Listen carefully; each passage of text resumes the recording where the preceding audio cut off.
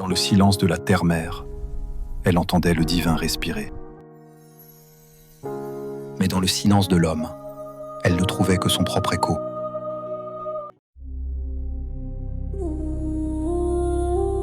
La forêt et le temps. Une connexion directe et sauvage, face à une contemplation distante et structurée. En apparence, deux voies incompatibles. Et si cette séparation était le cœur de notre amnésie spirituelle? Mais qu'est-ce que l'animisme, au fond? Ce n'est pas croire que tout a une âme. C'est la certitude que tout est âme, vibration, divin. C'est une conscience qui se perçoit dans chaque rocher, chaque rivière, chaque souffle de vent.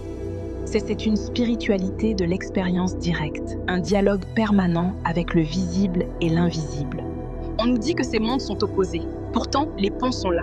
L'animisme honore les esprits de la nature, les forces qui peuplent le monde à nos côtés. Les religions monothéistes, elles, parlent d'anges, de saints ou de djinns. Le nom change, la hiérarchie change. Mais l'idée d'une conscience invisible qui nous accompagne reste la même. L'animisme dialogue avec les ancêtres, guides et gardiens de la lignée.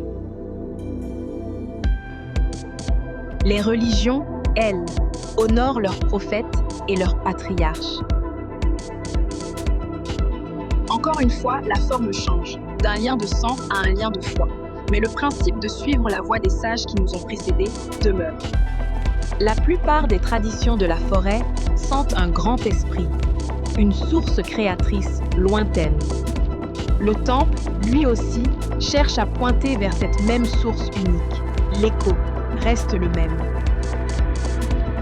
Alors, pourquoi cette opposition? Peut-être parce que la forêt est une expérience, alors que le temple est devenu une institution. L'un est un dialogue, l'autre, souvent, un monologue. Le pont n'a donc jamais été détruit. Il a seulement été oublié, ce qui mène à la vraie question, celle qui dérange. Pourquoi nos spiritualités ancestrales sont-elles si souvent rejetées par ceux-là même dont les ancêtres sont nés dedans, dès lors qu'ils adoptent une foi venue d'ailleurs? Je suis Awa, et c'était Beyond the Veil. Le voile n'est peut-être pas entre les mondes, mais dans nos propres mémoires. À bientôt.